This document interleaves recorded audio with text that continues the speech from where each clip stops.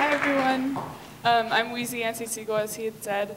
I'm currently a freshman at Pitzer College, and I've always loved TED conferences, and actually my friends and I a few months ago were sitting in my dorm room and we said, why don't we start like a mini TED conference? We could call it TEDdy. But then, but then I found out there's already TEDx, but I still think TEDdy's a cool name, so whatever. But my main message of today is that we are all global citizens. You may not have heard that term before, but now you have. So when the crisis in Haiti happened this past January, it was amazing to see what people across the United States did in an effort to help the country. This is just a group of high school students in my own community that stood on the street corner raising money for a weekend, and they raised $3,000 just by asking random strangers. So what if people began to act in a similar fashion year-round for a multitude of both local and global causes?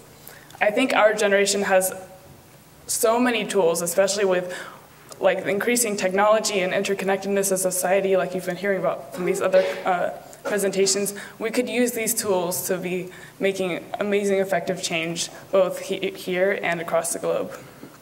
So I've been growing up hearing about this world of giving for a very long time. My parents have been working in the nonprofit world for my whole life, and I grew up hearing huge words like philanthropic and like the nonprofit sector, and I was like, those terms are so confusing. Like, why does it have to be that confusing for such a non-complex concept, giving? So when I was 8 years old, I turned to my parents and I said, you should write a book about what philanthropy is for kids and how kids can be philanthropists. And they took that advice, and years later, us as a family started a nonprofit organization called Youth Give, which tries to educate and empower young people to begin to make change in their own communities. And we want to destroy the myth that you have to be a super wealthy or be much older to be a philanthropist. You can be younger, and you can give a small amount of money to make a difference.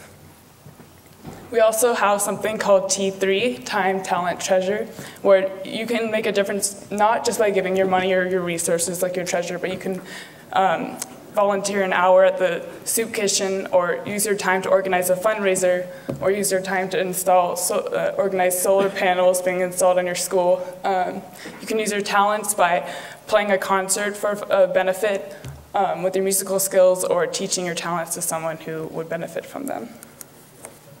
Travel has always been the catalyst for me in deciding what I'm passionate about and what I want to change. When I was in 8th grade, my mom and I took a trip to the country of Zambia in Africa, mostly with other adults, to learn about several issues in the country as well as solutions. While we were there, we also began to think about how to design our own trips for teens to go to these countries and learn about the problems and solutions.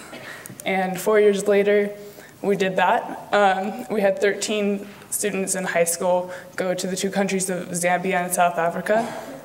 And we studied 3 issues, which were malaria, access to clean water, and the use of microfinance as a tool to eradicate poverty. And we interviewed dozens of organizations and amazing people in the country who are doing things to tackle these problems. That's one of the biggest things, too, that we learned as a group, is that Africa and other developing countries always gets this really bad publicity saying there's no hope, there's so many problems. You never hear about the positive stories, but while we were there, we met so many organizations, like I'd said, and especially young leaders, people our age or younger who were already creating change in their communities. There's definitely hope.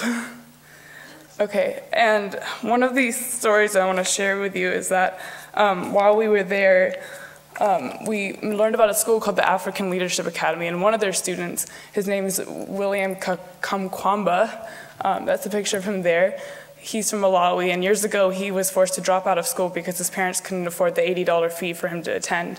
But despite the setback, he was able to construct a windmill for his whole village just by looking at a picture of a windmill in a library book and reading about it in a very simple library book, using whatever materials he could find. And you can actually watch his own TED Talk online at the TED website. So he's just one example, like I said, of thousands of other stories.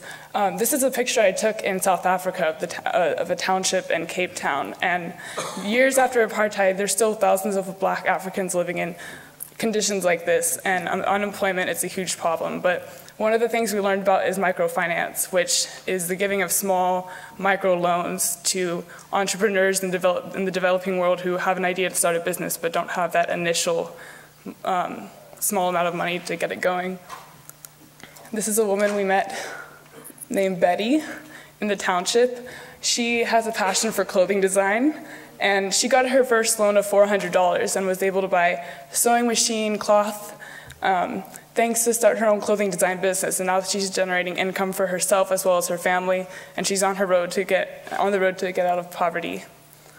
The great thing about this is that any one of us can be a micro-lender. We can give these loans or portions of these loans to people all over the world, especially sites like kiva.org. I don't know if anyone's heard about it, but it's an amazing site. You can scroll through, find your own entrepreneur that you'd like to support, and eventually the money, as they start to generate income, gets paid back to you, and you can continue to use that money to help others. And you and your friends, your school could even have a fundraiser and decide which person you'd like to help get themselves out of poverty. Another issue that we were learning about, like I said, was water. And this was one organization that we learned about in Zambia called Play Pumps International. And as you might remember when you were a kid, those little merry-go-rounds that you would play on, as kids play on this play pump, the water for their whole entire village or community gets pumped from the ground during school, which, yeah, it's an amazing idea. And my brother, actually, he was 13 years old at the time, but he was very passionate about this organization. As soon as we got home, he took his passion for basketball and organized a shoot-a-thon called Points for Pumps, where kids got pledges, and we're raising money to build a play pump in one of the villages we visited in another area of Zambia. So, like I said, age doesn't factor into the difference you can make. So you don't even have to travel. Like, if you don't have the means to travel to countries like this, that doesn't mean that you won't have the passion or the ability to make a difference. You can go online, you can read stories of world problems as well as nonprofits working on solutions, very creative solutions like I showed before. If you go to the Youth Give website, we have something called the Guide to Giving, which if you have a passion for a certain nonprofit or a cause, you can write up a profile or a story of this nonprofit, submit it into the catalog, and people are easily able to go through and find something that they're passionate about and that they would like to spend their time, talent, or treasure helping.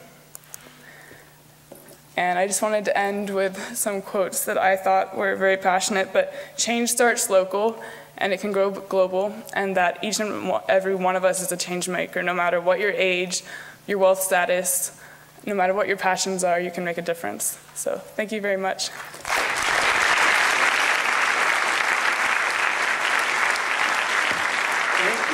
Thank you.